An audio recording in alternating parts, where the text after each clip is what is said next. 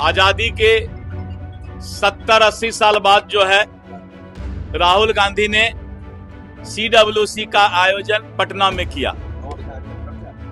तो 70-80 साल से उनको बिहार का याद नहीं आया। बिहार के लोग जानते हैं कि कांग्रेस इलेक्शन के समय में इसी तरह का झूठा वादा और नाटकबाजी करने का काम करता है। जो आज सिगुफा छोड़ रहे हैं, आजादी से लेके 70-80 साल तक ये कहां चले गए। ये सिर्फ नारा लगाते हैं, हम उसको जमीन पर उतारने का काम करते हैं। पंडित दीनदयाल उपाध्याय की जयंती समारोह पटना के भाजपा प्रदेश कार्यालय में आयोजित की गई। समारोह में बीजेपी के प्रदेश अध्यक्ष दिलीप जायसवाल, सांसद संजय जायसवाल समेत भाजपा के तमाम कार्यकर्ताओं ने उनकी प्रतिमा पर माल्यार्पण किया। इस दौरान बीजेपी सांसद संजय जायसवाल ने कहा कि कल बिहार के 70 लाख परिवार की महिलाओं को 10,000 मुख्यमंत्री महिला रोजगार योजना के माध्यम से प्रधानमंत्री नरेंद्र मोदी और मुख्यमंत्री नीतीश कुमार देने का काम करेंगे और बाद में उन परिवारों को 2 लाख भी दिया जाएगा। दीनदयाल जी के अंत्योदय के सिद्धांत पर ही भारतीय जनता पार्टी चलती है और यही वह अंतिम व्यक्ति को सारी सुविधा देने का सिद्धांत है, जिसके तहत इस देश के प्रत्येक नागरिक को 5 किलो मुफ्त अनाज मिल रहा है, जिसके तहत माननीय नीतीश कुमार जी ने भी 125 यूनिट बिजली सभी को फ्री की है, जिसके तहत प्रत्येक गरीब परिवार की महिला को 10,000 रुपए कल प्रधानमंत्री जी और मुख्यमंत्री जी देंगे।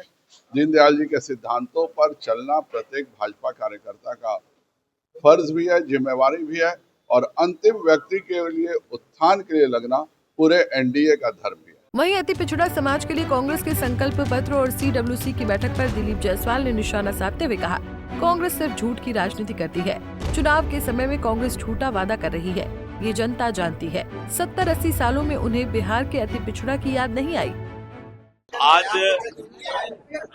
पंडित दीनदयाल उपाध्याय जी की जयंती है और भारतीय जनता पार्टी कार्यालय में हम लोगों ने पंडित दीनदयाल जी के मूर्ति पर श्रद्धा सुमन अर्पित किया है। पंडित दीनदयाल उपाध्याय जी भारतीय जनता पार्टी और जनसंघ के संस्थापक और इसको सींचने वाले, जिन्होंने इस पार्टी के इस विचारधारा की बुनियाद रखी है जनसंघ काल से। और आज हम पंडित दीनदयाल उपाध्याय जी के बताए हुए रास्ते पर चल रहे हैं।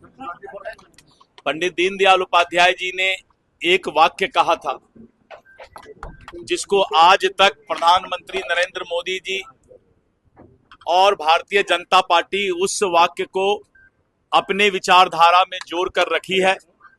पंडित दीनदयाल उपाध्याय जी ने कहा था कि समाज के अंतिम पंक्ति में बैठे हुए लोगों को मुख्य धारा से जोड़ना समाज के जिम्मेवार लोगों का काम है।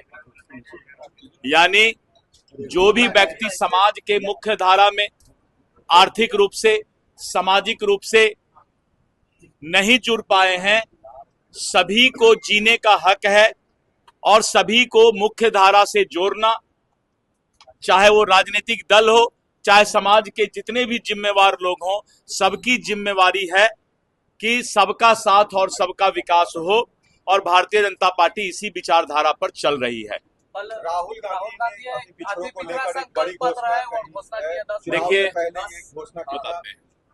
आजादी के 70-80 साल बाद जो है राहुल गांधी ने CWC का आयोजन पटना में किया।